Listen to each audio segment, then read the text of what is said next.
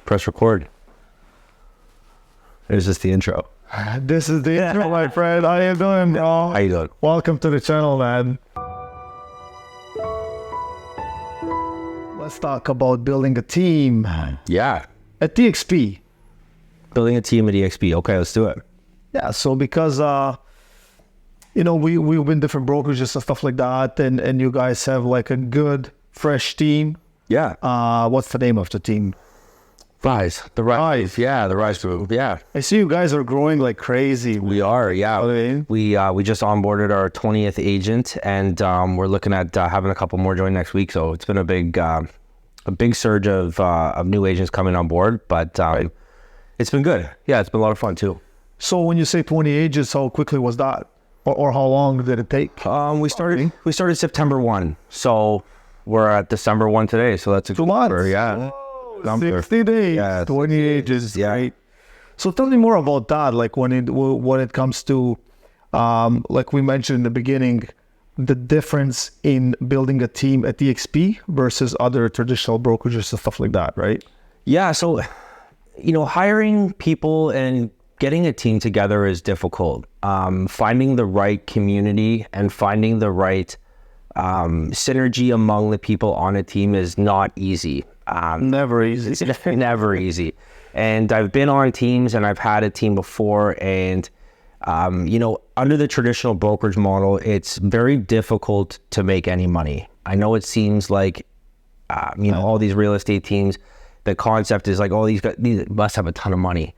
But ultimately, like the margins are thin. Even if you're doing like, commission splits at 50-50, like the expenses are so high that running a team is not always super profitable. And so just to kind of smash that misconception right away. But ultimately, like at EXP, because of the brokerages model and the whole concept of revenue share and agent attraction, it allows teams to work in a different way. And so what we've done is kind of had this new hybrid team model in which, because like not all agents want to join a team, but a lot of new and newer agents that are trying to get their book of business built and they up. need help too. Like, and they get it, right? Like more and more people get it. They're like, okay, so we need help. Real estate's a lonely business. It's a very lonely business. And, in order to feel two things, one is having a community and the other is systems and processes. Like if you don't have those things, it gets very lonely. And so we're trying to fill that gap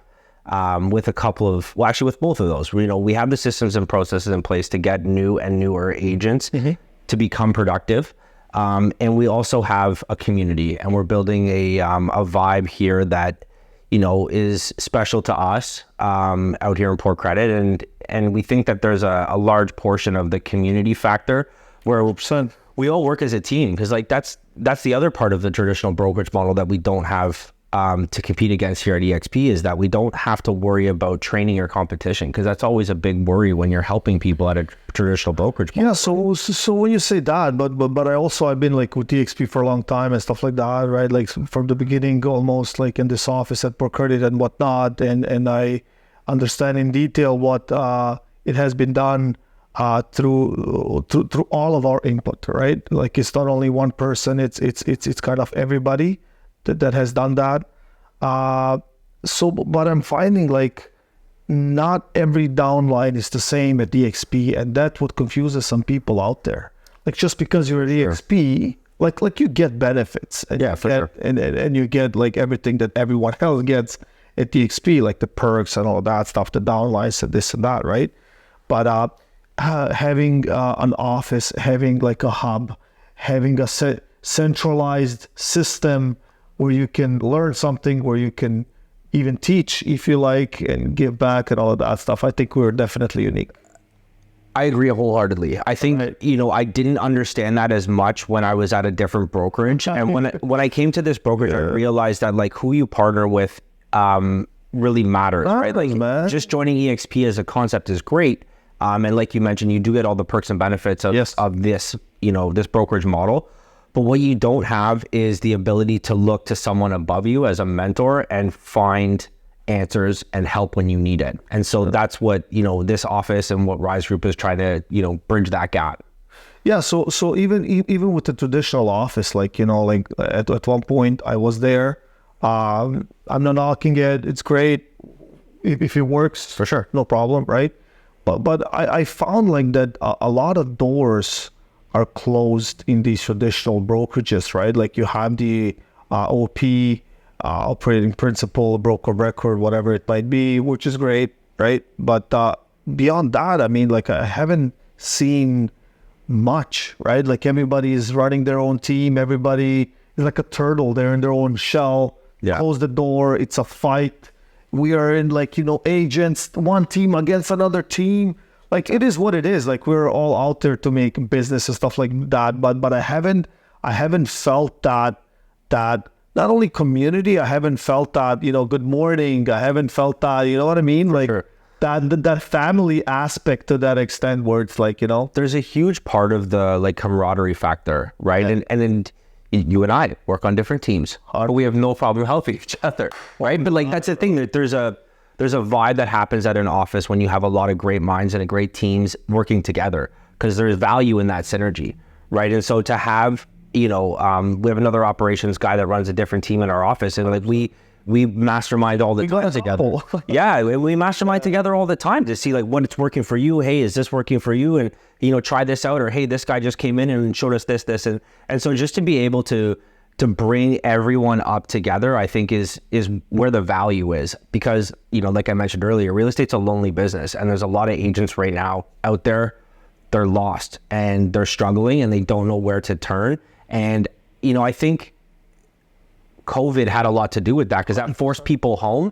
And then people are like, okay, let's, take a look at some of these cloud brokerage models, and let's entertain ideas, right? Exactly. Yeah. And I think what we've done here at this brokerage, and even more importantly with this, with this organization and this location here in Port Credit, is you've bridged that gap between the cloud model, which is fantastic, and it helps, save money in terms of like what your caps are and all that kind of stuff. So each agent gets to benefit. And then we also have the office to go to, which is what those cloud brokerages couldn't offer. So we have the best of both worlds. We're having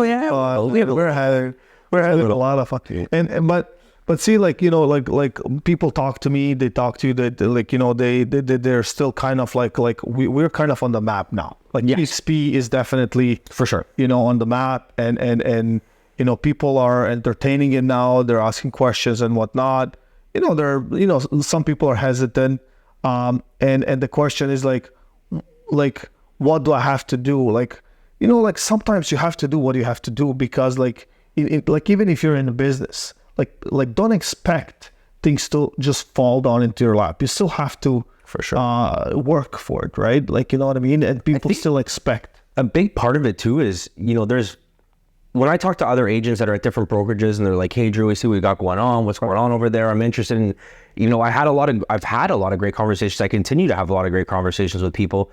A big hesitation is that like, they're just comfortable. They're comfortable where they are. Even if like, you can tell them like, listen, you paid $70,000 to your brokers last year. Does that make sense too? That blows my mind. And so you're like, if you switch to EXP, like just that alone is like another salary in your home. 100%. And so like, but they're like, well, by doing nothing, it's easier, even if it's costing them that much money. Like, I think it's fear. Fear is a big part of it. Like you touched on something like fear. Like I had people tell me like very, very, like good agents, good quality agents and stuff like that are like, yeah, but I'm not a recruiter. Who said you're gonna be recruiting at EXP? Like, just sell real estate. Just sell the real estate and have benefits. Yeah, but you're bringing your team. You're benefiting, one, on that split. Yeah. Two, your team will be under your umbrella or downline or whatever you want to call it, which is a benefit not only for you, for the entire team. Correct. You're opening a chance for everyone. And then like the list goes on, but then they're like, I'm not a recruiter. I'm like, you're not a recruiter. You have 15 people in your team. Like, what does that make you now? Yeah. Like, just how did you get those 15 people? Explain that to me. Yeah, for sure. Right? And they're like, yeah, because I have value. Well, there's always, like, if you have value, you have value no matter where you are, right? So, does that make sense? 100%. So it's just interesting. There's like comfort in the double, right? True too. There's comfort in the double, And so like, And I'm not saying that any of these other brokerages are devils, but like I was complacent myself. Like there was value to me, intrinsic value of just not doing anything. And I stayed at a brokerage probably 1.5 years, 2 years longer than I should have. Lingering. Yeah, it's exactly lingering. That's exactly the word, just lingering. And it's not that the brokerage did anything wrong. There was nothing like that they did that I was upset about. It wasn't my home anymore, and it just wasn't, I guess, adding any value either monetarily or with training or recruiting or whatever I wanted to do. The value had kind of stopped and went away. And so I just looked for a place that had some. And I found it. But you know what? You know where I see the biggest, the biggest difference. Like there's like obviously other brokerages and stuff like that. Including us. Like we're trying to build that community and everybody.